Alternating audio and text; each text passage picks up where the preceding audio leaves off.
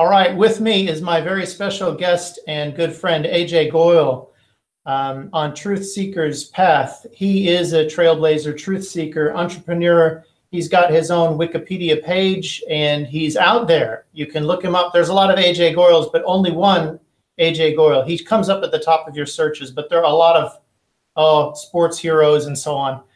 But this Ajay Goyal is my favorite Ajay Goyal. In fact, he's my favorite businessman who has reached a high level of success. And we were just talking off screen a second ago, and he starts immediately going right into the most interesting dialogue. So Ajay, let's just continue on with what we were talking about. First, welcome to Truthseeker's Path, Ajay. Thank you for bringing me a good reputation with your presence.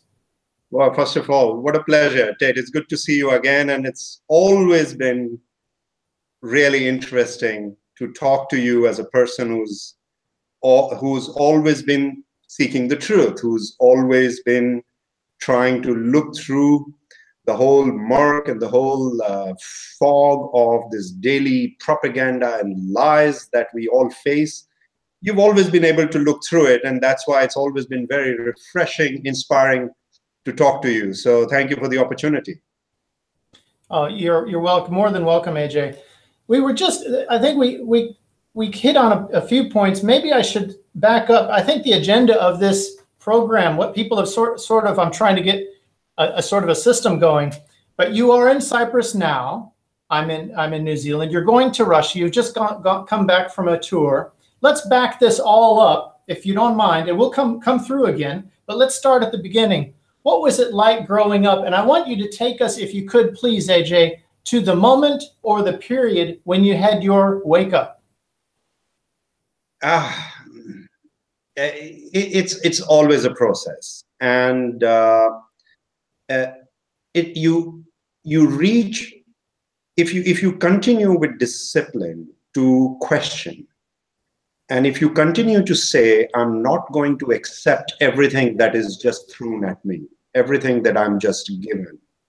And this applies not just to the international affairs that we find ourselves in today. It applies to our upbringing. It applies to the traditions. It applies to the social construct. It applies to the political atmosphere that you grow in. So I was always questioning. I was always, I would say, a rebel. And I always wanted to, make it on my own. I did not want the system to either prop me up, and I didn't want to fight the system. I just wanted to go out and make it on my own. So even though I had a very successful start in life in India, I graduated from National Institute of Technology. I was immediately, I was also on Indian national TV. I had my own shows. I had an excellent job. All prospects were looking good, but I was not happy because at that time, India was a very dynastically ruled socialist country. And it was almost impossible for meritocracy to break through. It was a country of mediocrity, and people with merit in droves were leaving for United States and other countries, and that's where they went to prove themselves. So I started on that path, but I would say about 20 years ago, and this happened in Russia. About 20 years ago, I realized that, I realized ever since the period of perestroika and glasnost, I first came to Russia, I think in 1987 or 88, that I was living in historic times, and I was experiencing what the whole world was writing about. I was living what everybody on earth was writing about and talking about. And I was there in 1991 when the coup happened. I spent 2 nights in front of the White House, in front of the tanks. And I really wanted to fight that evil empire, that narrative that I had bought into. And slowly I began to realize that the life I was living and the life that we were living in Russia was absolutely and completely different from what was being reported and said and talked about Russia. And that was a very big contrast for me. And I could tell that there was something happening in the Western narrative that was completely untrue, that was hypocritical, that was immoral. And if we bought into that, we become a part of something very evil. And from that point, AJ, I don't know the time exactly, it must have been 97 or so, you started the Russia Journal, which was a weekly, but it did, if I'm not mistaken, it did become a daily, and I think it was the leading daily English language paper in Moscow for a while. Am I right on that? That's right. Just to go back a little bit, as a businessman, I was not in media. I was not a journalist. There was no internet back then. We did not have the ability to share our views and opinions with people beyond the immediate circle of people that we used to work with. But I made almost about a dozen calls on Russian market and by extension on global economy because of my understanding of what was happening in Russia at the time. And it turned out that almost every time when the Western media was kind of pushing us in one direction, I could see on the ground that things were quite the opposite. So I went with my gut feeling. I went with what was going to happen. And I had a very flourishing business in Russia, which I had made all on my own. But in 1997, that is when Yeltsin had been installed as president with the help of Western powers. The election results had been falsified. All manner of interference and dirty tricks were undertaken to keep Yeltsin in power. And the narrative in the West was that this was the golden era of democracy and free market. And in Russia, it was quite the opposite. And while Western capital was rushing in, and people could not get enough of Russian stock market and Russian bonds, and they could not get enough of making partnerships with the new oligarchs of Yeltsin era, I saw quite the opposite. And I thought, this is going to collapse. So I made one of the most important calls of my life. When my business was absolutely flourishing, I remember I had about 220 staff in Moscow and several other cities. I also had subsidiary companies. We were operating in several countries. And one day I decided I was going to shut it all down.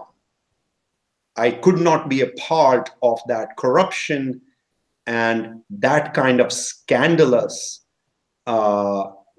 rape of Russia. I could not be a part of that anymore. So I shut down the business. My partners were not very happy. And I gave a golden parachute to all my staff. And I just walked away. And I went to do a kind of a sabbatical at Harvard Institute of International Development. And there in the program, I saw what was completely wrong with what had been going on. What was being taught and what was being said and what was being discussed in the corridors of power in the United States was what had destroyed Russia. And I thought, this cannot stand. And then while I was there, 1998, boom, the default, if you remember. Yes. And a whole lot went down with it. And it sent shockwaves around the global economy. And then there was this mass exit of American capital from Russia. So at that time, I decided that I would go back and I would create a newspaper and I would tell the truth. So we started publishing in 1999. We were publishing as a weekly in print, both from Moscow and Washington, D.C. The newspaper was distributed in print all around Europe. By 2000, end of 2000, we were the #1 English language news source from Russia. And we were very clearly positioned as Moscow Times, which I call the fountainhead of hatred and everything evil that has been said about Russia in the last 25 years used to come from Moscow Times. And everything that was true and honest and fair and balanced, it was coming from my newspaper. My columnists were from the whole spectrum of Russian political thought. I mean, some of the best known liberal commentators, columnists, some of the best known critics of president who I support were my columnists. So we were running. John Helmer, Matt Taibbi, two excellent writers, and you gave them free rein. You didn't restrict them, and they would, well, not they, Matt would attack you sometimes. John was a true gentleman and a deep researcher. Matt was a fantastic researcher, but he was also a bit of a scandalist, and he liked a good fight. Matt Taibbi is one of the finest journalists of our generation. I mean, it was a youthful time. It was a time when he was doing a lot of different things, but he was a fantastic writer. I'm very, very proud that even though he used to attack me personally and there used to be all those practical jokes, but both Mark Ames and Matt Taibbi, I must say, I have great, great admiration for both of them, even though it was sometimes very hard to agree with them. But I gave them a platform and they published, and I'm very proud of the fact that Matt Taibbi, actually my newspaper was the first mainstream newspaper where he was a columnist. So till then he was publishing Exile, which again, I had tremendous fun reading, and I always admired and adored those two guys. But that newspaper on September 9/11/2001, when the attacks in New York happened, many of my staff were Americans. My editor was American. Many of my reporters were American. And that day, we decided to go daily. And that was the time when we thought, this is a new beginning. Russia declared its absolutely unreserved support for United States. President Putin was among the first people to call President Bush and offer condolences and full support. And that support continued for many years in all kinds of logistics aid access that Russia provided to the United States. And I thought we were going to look at a new era of global détente, and we were going to look at this that we had always hoped for. The great power work with each other, that it could be. But then the poison and the vitriol that we had seen in Western media went to a completely new, different level. And a new level of demonization of Russia, of President Putin started. And with that, the demonization of anybody who would dare to say anything true about Russia also started. So we started coming under severe attack from already almost beginning of 2002. I have two questions. The last question is about what kind of severe attack. And the first question is, what is your analysis on the turning point when the U.S. Media conglomerates in force, in mass, jumped and ganged onto Russia as a primary target with all these made up stories, one after the other. It seems to me it was on or before about the time of the Syrian war, but it might have been leading. I think I'm getting to this. I believe Russia refused to jump on board with all of the resource wars, which is the U.S. war economy requires those resource wars. And any sovereign government at all who can stand up to that, whether it's with truth, as you say, or whether it's arms defending themselves. That's sort of the thing that I've come to understand as the turning, if you can put it that way. But I'd like your opinion on that. How right am I, and what other things am I missing? No, you're absolutely right, except that the turning point came sometime in 2000. That is when suddenly the powers that be in the West realized that Russia was going to be a sovereign nation in all sense and meaning of the word.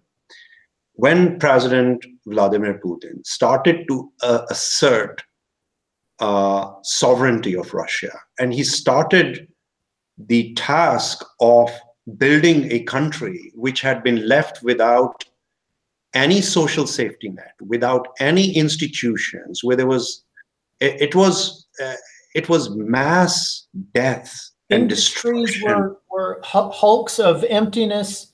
The currency was gone. But at the same time, hundreds of billions of dollars were being siphoned off out of Russia by Western-supported Yeltsin-era oligarchs, who were also, by the way, spending tens of millions of dollars on their public relations. They were getting adulatory stories, luncheons, and features in every major Western media and news outlet. And suddenly comes Yeltsin and he says, guys, a national heritage, natural wealth of Russia belongs to Russia and Russians, number one. Number two, if you're going to exploit this natural wealth, you're welcome, but you've got to pay your taxes. And this was something very new, because those people had expected that they'd become masters of 1/6 of the planet and all the riches that lay underneath. And they thought Russia had become already a vassal state, and that was not reversible. But when Vladimir Putin reversed that, and when Russian people reversed that, a new war started, and it started obviously in some political moves, but it was already very visible in how, as if on a cue, leading Western corporate media started attacking Russia, attacking Vladimir Putin. And this kind of dirty tricks that we are seeing now, they all started back then. I mean, they've been making accusations against Russia about all manner of things. This demonization, this has been going on now since 2000. So 2000, that's very interesting.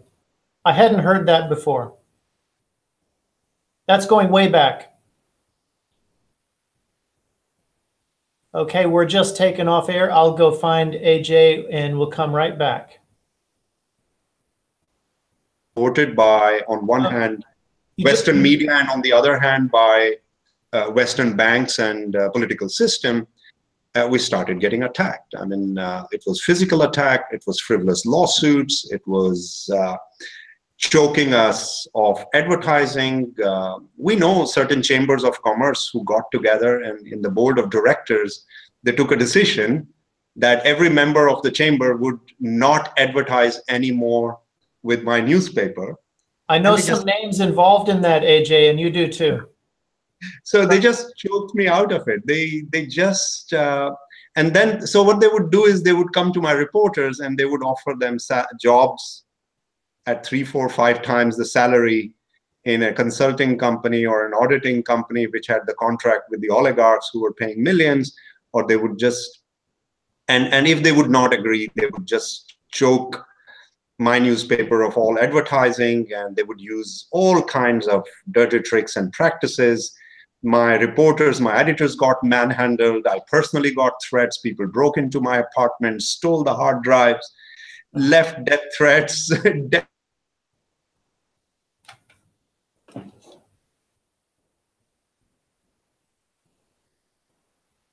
Okay, looks like we have lost AJ this time. I will try to reconnect.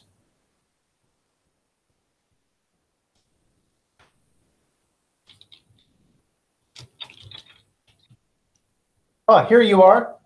So when I was just saying the fun stuff, we got cut off, right? Yes, that's right. You got manhandled, your people you got choked out. So it was dirty tricks to get you out because you were telling the truth. Same story. Well, we also got offers. I mean, there's a very famous oligarch whose people approached me and said, we would like to buy you out. And I said, what do you want to do? What do you mean buy out? Are you going to invest in my newspaper? And we were told, no, we're going to buy you out so we can shut you down. And this kind of things. And, you know, it went on for almost 4 years. And finally, by 2005, I think 2006, it was no longer sustainable. I just could not keep spending money and keep on publishing when there was absolutely no advertising. And I've known you during that time, and you would frequently visit me, and we would have lunches now and then. I have never seen you angry. I have never seen you in fear. I mean, you probably have had your moments, as we all do, but you have you have taken the high road. I've seen, I know, I was there with you. You've taken the high road, Ajay. That's very commendable. Well, I just wanted to say that. I must say that I do have my moments of anger. I've learned to deal with it better. I don't think I get angry now, and it's one of my great personal achievements. But I don't have fear, and I don't have doubt. And, I've learned also that the path to truth is also, in a way, kind of a comic, dramatic road. You can't take it so seriously. Once you begin to see these games, once you begin to see through the lies and the hypocrisy, you can either get angry or you can laugh at them. What is the point of being angry? Because then I would hurt just myself, right? Right. It doesn't hurt the other guy.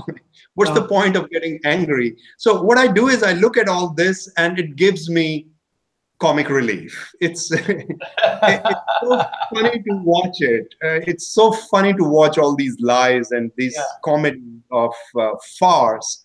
And so I enjoy myself. That is a great story. Thank you for segueing into the truth seeker's path on that one, Ajay. I don't know if that was deliberate or not, but if we do go back to the format just a little bit, your awakening was always and always will be because you're always questioning. Is that a paraphrase of your awakening? That's absolutely right. You always have to question, and you always have to, no matter what issue it is, whether it is economic, physical, financial, spiritual, emotional, at some point, when all that knowledge and information and imagery is coming at you, you've got to let your instinct speak to you. And if your instinct says something to you, take a pause and listen to that. And once you do that, there is clarity. Then there is no fog. Then there is no confusion. There is no anger. Then there is only action. Then you can decide what you want to do with this clarity that you have. I respect people who get angry. I respect people who are revolutionaries. I respect people who go out and write and speak and protest and do things and go into politics or are in business and do things this way or that way. But the most important thing is, are you doing it because of the ideological tuning that is going on? And you're constantly being tuned by external imagery, propaganda, information warfare, and so on? Or are you also letting your instinct speak? And we are all gifted with that. It's just a question of activating it. And once it is activated, it is a question of every day, several times a day, taking a pause and listening to it. And you find the truth. This is what I learned from Gandhi's book, Experiments with Truth. You need to experiment with truth. You need to listen to yourself. And sometimes our own instinct can also lie, because so deep is the conditioning and programming. Sometimes our unconscious mind has been programmed, by the social influences, by the traditions, by the rituals, by whatever is happening in our life. So we need to learn to find our inner voice, and we need to trust it, and we need to enter a dialogue with it, and then see everything in a clearer picture. And then comes the clarity. The truth becomes very obvious. That is one of the best clips I've heard, and I'm honored that you did it here on this with me live. That's great. Thanks, Ajay. Thank you, Tate. So moving on to the next phase, then. So you you very eloquently describe the waking up process as a lifelong journey that never ends, but it takes you to a freedom and to a space where you know yourself. I think that's fantastic. There's so many things we could do with just that, but we do have a format, and we do also have so many things that you've already done. So your response to your wake up, and let's just say your wake up is continuous, but it did have points where you understood certain things, and you did have, as you say, moments where you reflected and you decided upon certain actions. So some of those actions we see, I'm going to start a media outlet that tells the truth. So that was one. Do you want to add a few more? I mean, I know you're doing something now that's very exciting that I want to get into as well, that I don't know much about. Could you lead me in a path to what you're currently doing from there? Well, first of all, Tate, that awakening and kind of an enlightenment about what is going on around you, and that clarity. First of all, what it does is it brings you across some fantastic people. And it connects you with people that you did not imagine exist, across borders, across cultures.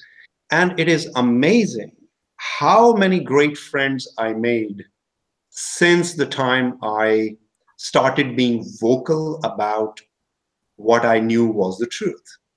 It started with publishing a newspaper, but okay, all of us can't start a newspaper. All of us don't have the capital to do that. But people who go out and speak their mind, tell the truth, are willing to engage and argue and stand up for what is the truth, no matter how small they are, no matter how others think how irrelevant they are, and no matter how many times they're told by others, hey, shut up, mind your own business, they continue to speak.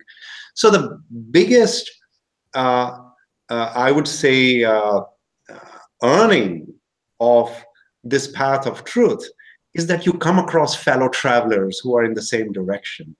And wow, I mean, what an amazing bunch of people. And you are one such person. We met not because we were doing business in Russia together. And we had been there for, I don't know, 10 years at the same time while you were doing business and I was doing business. But once I got into the newspaper, hundreds, maybe thousands of people reached out and became great friends. Competitors became great friends. Competitors in media became great friends. So this is one of the big achievements, that your life becomes more worthy, more worthwhile. And that's what it's all about. It's about having a more meaningful, worthy life. And I consider that if you share what you feel, if you share what you see, if you can give some clarity to others, it's a great achievement in itself. It's a very satisfying process.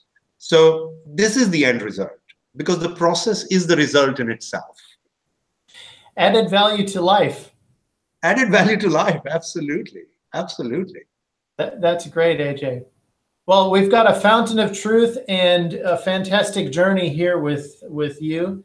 And you know, I guess we could go. You come from a family of academics. Your father has, I read on your Wikipedia page, 28 books on Hindi literature, which just itself, Hindi literature, it must be so deep and so ancient and so diverse that the Western mind won't be able to comprehend it without spending decades on that one topic. Well, I've just thank you for mentioning that. I just got my dad's books all scanned, and in a couple of weeks I want to launch a website. He's a great scholar, and so is my mother.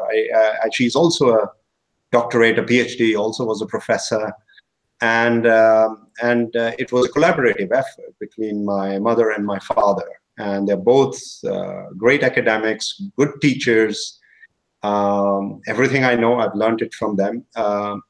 And I'm just going to publish a website with all of my dad's academic and research works. And no, I don't even come close. That kind of scholarship, that kind of disciplined research, a life given to research and bringing out the treasures from hundreds of years ago to the present and opening a window to the great past, to the great civilization that India was, that's a tremendous work. So I'm very proud of my mother and father, and I'm going to publish that very soon.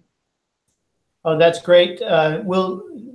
I'll put the website and any other websites you want on this interview at the text, and let people just have a crawl around, because just searching your name comes up with so many things, all of them good and interesting. I mean, sometimes you'll have the odd attack, but even that's good. We know who you are, AJ, and it's really great to share this planet and this time with you. It's such an exciting time. But let me go on. I sound like I'm gushing. I'm actually just speaking the truth. But we did have a good friendship in Russia, and we did travel on some journeys that were parallel in some ways. You had some trouble there, so you were attacked and run out of the media business, at least in Russia.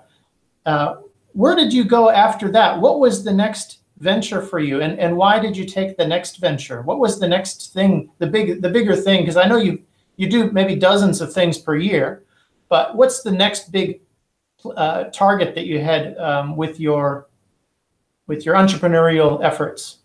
Well, in fact, once I left Russia, I took about 4 or 5 years doing nothing except researching and writing.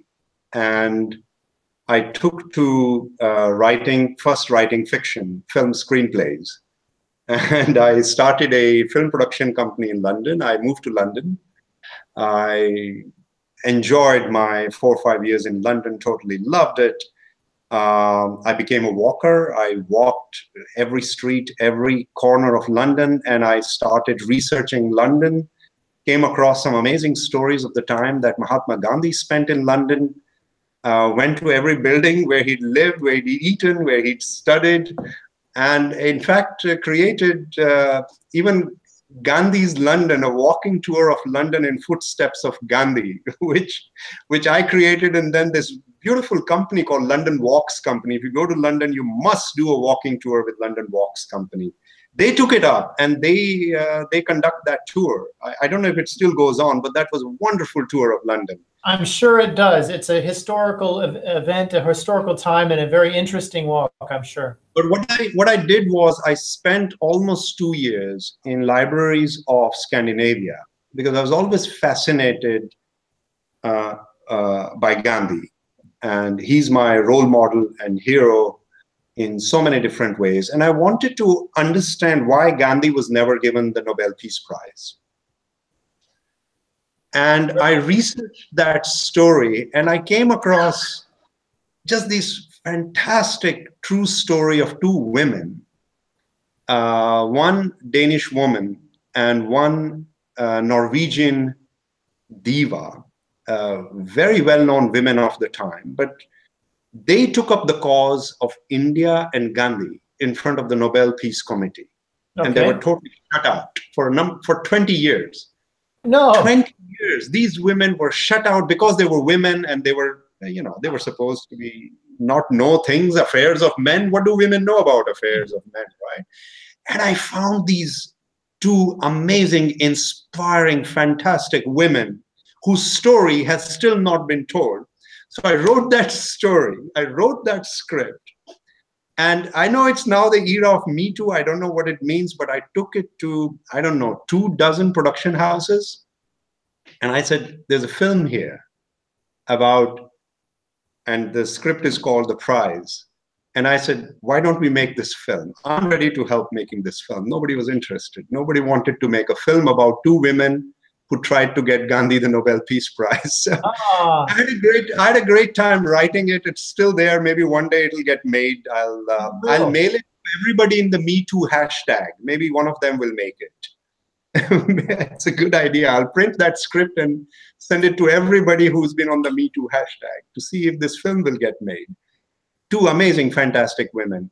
And then Tate, I finished that, and I was, I wanted to do something more. And I always wanted, because I grew up on a university campus and I grew up in a home of teachers, I also always wanted to start my own university. I wanted to I wanted to That's share, incredible. I wanted to tell people how to be happy. I just wanted to tell people how you can have just great fun in life. How you can Sounds like just, a good course. A how you lifelong can course. realize your potential and share the secrets of success as I've known them. Yeah. And I played with that idea, and I ended up creating a very unique kind of a retreat, spiritual retreat resort in Cyprus, where I said anybody who is searching for true peace can come to me. And that's what I've been doing for 5 years. I have this beautiful resort in Cyprus on one of the most beautiful islands in the world. It's one of the most beautiful spots in one of the most beautiful islands in the world. Fantastic people, great hospitality, very welcoming and warm people. And here on this small bay called Chrysochous Bay, I have this resort, and I welcome a lot of yoga retreats, seminars, groups of people, and it's filled with amazing, fantastic people who are all searching for meaning. And they come to me and they find this place. And once again, I meet amazing people, yoga teachers, coaches, all kinds of seminars. We host our own things. We do co-working retreats, entrepreneurs retreats, and just plain simple holidays. That's what I'm doing. So Tate, I enjoy life, and I try to keep myself happy. Now I understand, AJ. Thanks for presenting it that way. I didn't quite get the Zenning thing. I didn't know what it was about. I knew it was a sort of a retreat, but this makes perfect sense. It's a university to find peace, to find truth, to enjoy life. And what better to learn from than an environment that was set up by a guy who's actually achieved that, in my view. Yeah, and I know it's going to be hard always to admit you've achieved success or happiness or truth, because these are absolutes, and we don't like to maybe present ourselves in glorified light. But from my view, AJ, and a lot of people agree, you've done really great trailblazing efforts for so many of us.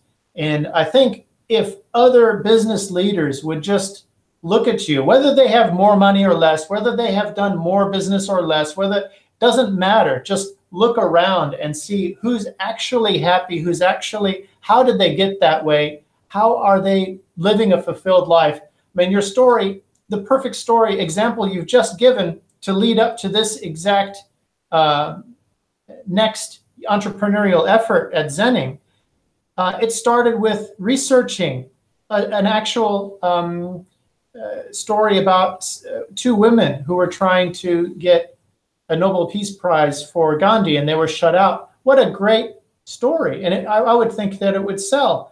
And it didn't sell, but you're happy with the process of bringing that out and learning about it. And that was it. You're not frustrated that you didn't get money, that you didn't get your name in lights. You've had your name in lights, and you've had your money from other projects, and you will again. This was an effort that you made because your soul spoke to you, as you talked about before, because your instinct said, here's an action worth taking. It's true. And Tate, I've been extremely fortunate. I mean, I feel very successful. I live in the moment, and every moment is very rewarding. I'm not pursuing any big ambitions, any great goals. I don't have any material goals. I try to live in the moment, and every moment has to be fulfilling. That's the most important thing. And I'm living a very fulfilling moment right now. I wake up with gratitude. I go to sleep with gratitude. And I've been very fortunate in the sense that I never, ever in my life had to make a compromise with integrity, with ethics, and with honesty. And while doing that, which is a source of great strength and confidence and pleasure to me, I've also been very successful in almost every venture I touch. And what I keep doing is I've done maybe about 20 or 24 different ventures in different fields, maybe 5 or 6 kind of were not very successful. I got deceived a few times. I was stupid a few times. I was not well prepared a few times. Sometimes I just got bored and walked away from very good things. But all in all, I think if you remain centered, as I have been, if I remain centered on the essentials, which is integrity, ethics, honesty, be in the moment, work with compassion, work with love, success is never far away. It comes. Universe is very fair in that. That's good to hear.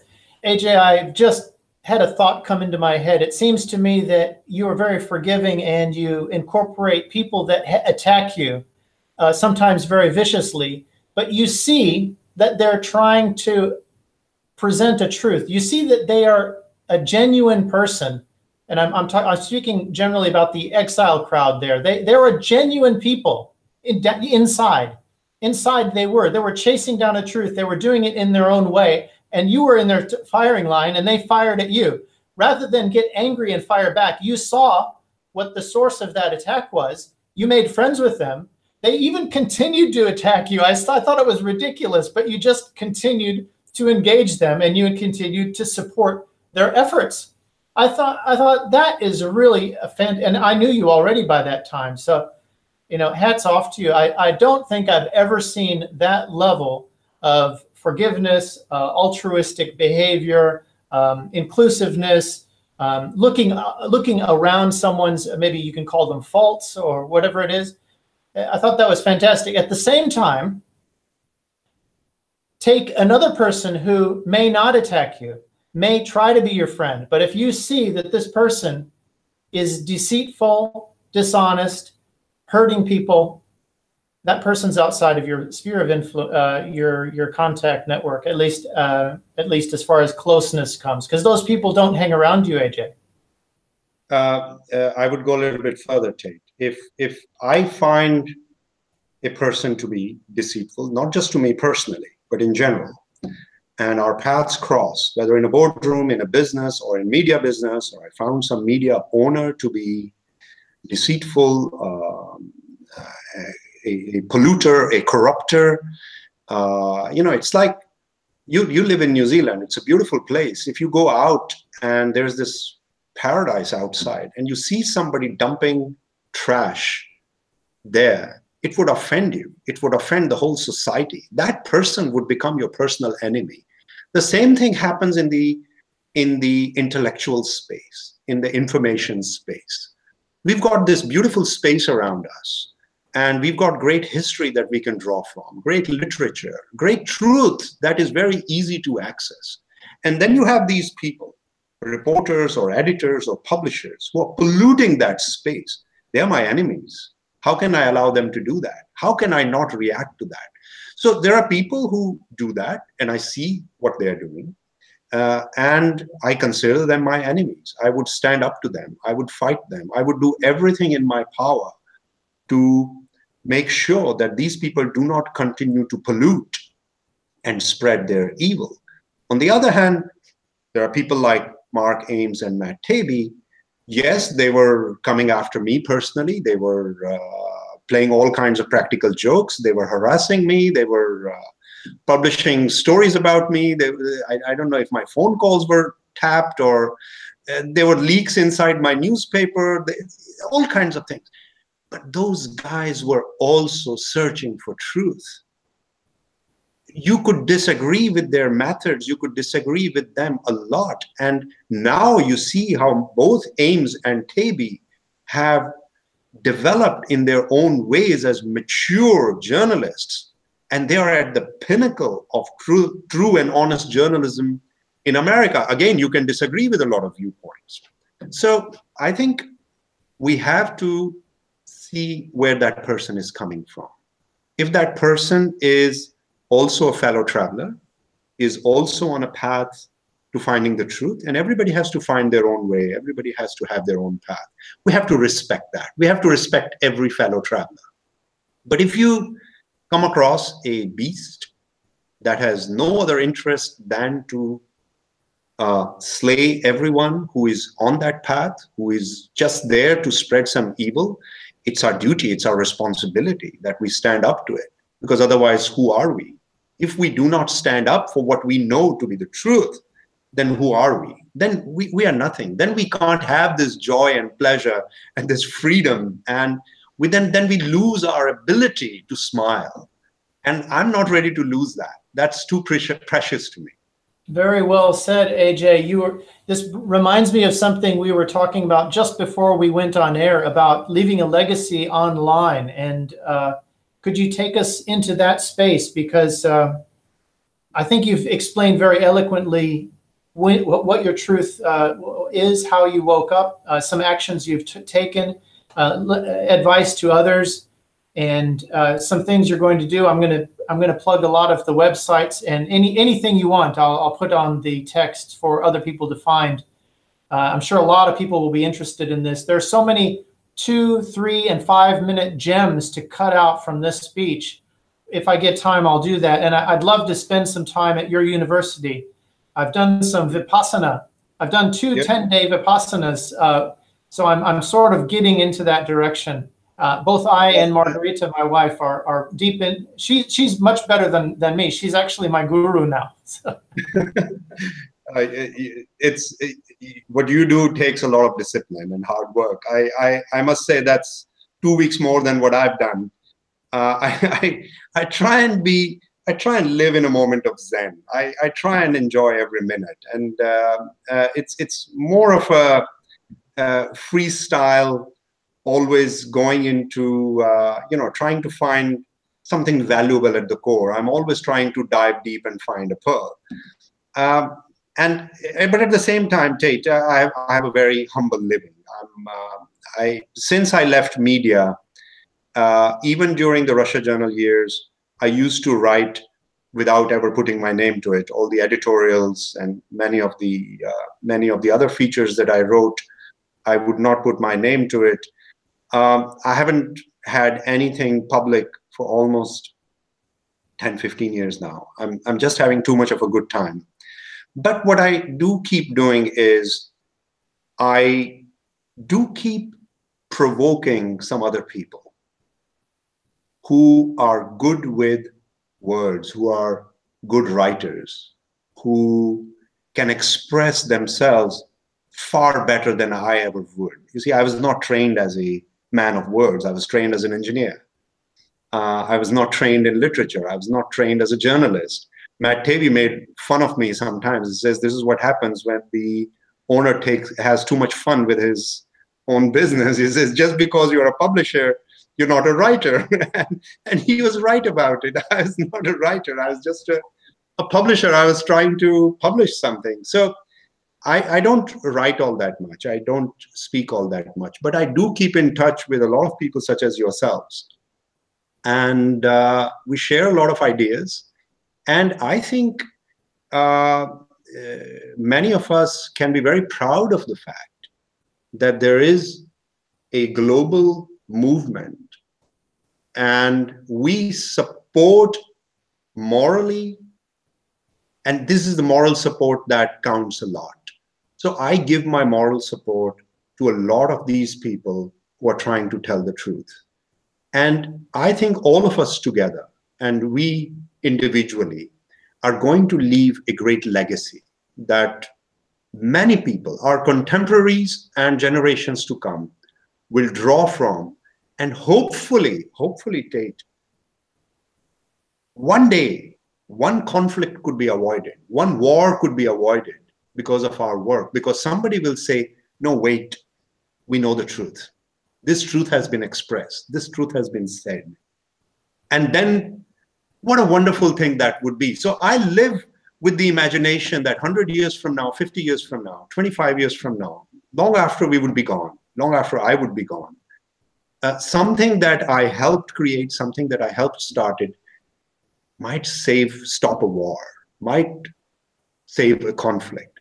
And what a wonderful thing that would be. That would be wonderful, AJ. I remember it was 97 when the internet, when I started to find some value in the internet. It was very beginning stages for me, at least. And how far it has come. How far. I remember in 2002, 3, 4, 5, 6, I was struggling to find an article in a day. I'd find one a week that was exciting. And then it was, you know, it finally came into now you just do a keyword search and there's 150 articles on a very narrow topic that are all exciting. Yeah, but now they'll all come with a stamp on them, fake news, because trust me, the corporate media is trying very hard to label everything and everyone in whichever way they can because they don't like being challenged. They don't like it, no. But they have lost the war because they're, at least the information war has leaked out. The dike hasn't been plugged. It's huge holes gushing. People are drinking from that fountain of truth, and the news is spreading, and discernment is the thing. What you go back right at the beginning of our discussion, you brought up about thinking, about questioning. Exercising discernment, I think, is another way to put what you said about instinct. Exercising your own internal discernment. And that's it. Game over. They lost. Because as soon as you exercise the discernment, you'll say, wait a minute. On the left, I see a guy reading from a teleprompter, and I know he's a paid actor, and I know that's a big corporation.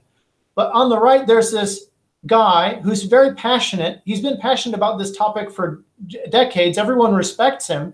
And his entire reputation is based on his knowledge and research and understanding and network of that. Now, who are you going to listen to? It makes no sense. Right. No, this is a different age. People find a way to listen to that guy. People find a way today. That's thanks to internet, thanks to Google, YouTube, and Facebook. People find a way to listen to that guy, and that is an amazing thing. But you know, the game is over in more than one way. Not only are people beginning to find what is true and what is right, and it is much easier. People were always able to find that, but now in greater numbers, and they can now. It can become a movement and they can exert an influence on things. But the game is over in another way, Tate. I don't think now, thanks to what has happened in the last 10 years, especially in Russia, where there also has been an awakening and a sense of pride in their history and who they are as a people, and asserting themselves as a people of peace, people who are genetically opposed to war and violence. And they are saying we won't have war and violence because we've lived through it. We know what it means. We've seen genocide.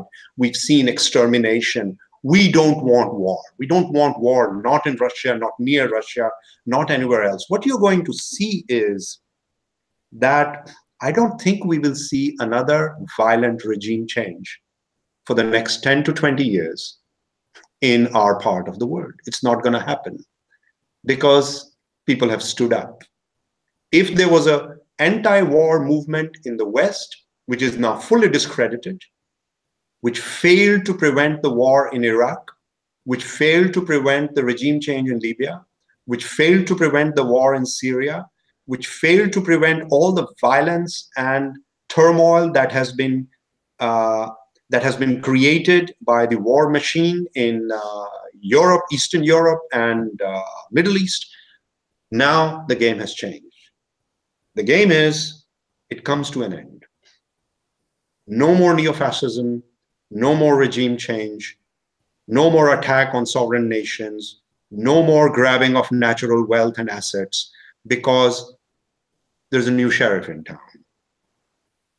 And Russia as a new power, India as a new power, and China as a great power will no longer allow this kind of violent regime changes that have cost millions of lives and have destroyed millions of lives across the world.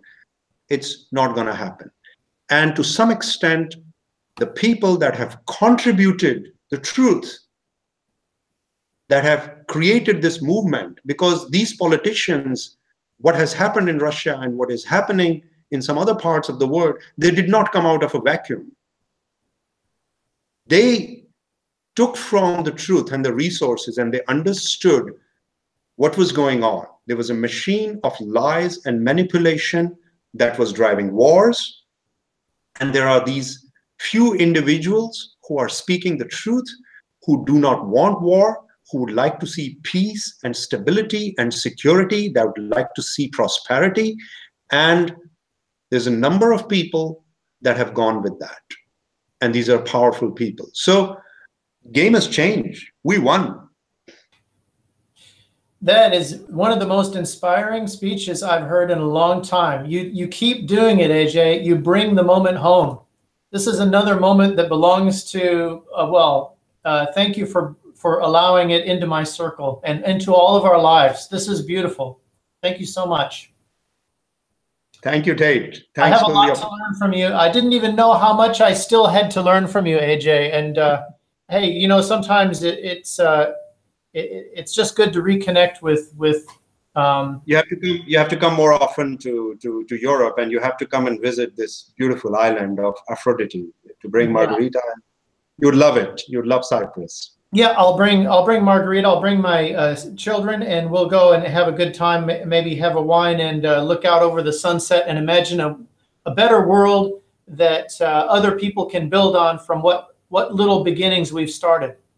Absolutely. Oh, we made contribution. We can be very proud of ourselves. We have made some contributions. Yes, we're doing it right now. It's coming out. This is it. Thank you so much, AJ.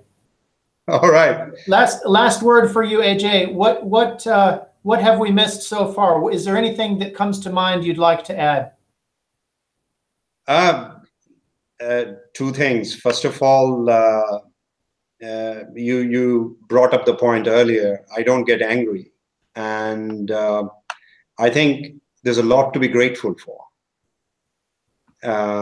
We can every day offer gratitude for a lot of good people that we are very blessed to read, to interact with, to talk to be inspired by.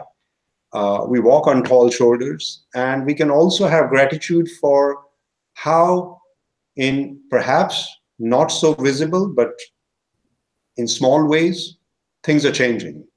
I think we are going to live, and especially our children are going to live, in a far, far better world than what we lived in and than what our parents and our grandparents lived in. I think we are moving into an era where we will see some peace and prosperity. And in a very, very tiny fraction of a way, we have made some contribution to it, towards a new era of peace and prosperity, about revealing the truth to people. And even if we haven't made a contribution, and even if we are too humble and too tiny to be counted, at least we can be counted by offering our gratitude for the good job that a lot of other people are doing. And I see a lot of people that are doing a great job, and it makes my life wonderful. Thank you so much, AJ. I have nothing to say. I look forward to our next communication, whenever that might be. Keep in touch and come and visit me soon. I will do. Thank you, sir. Take care. Take care, my friend. Bye-bye. Bye-bye. Bye.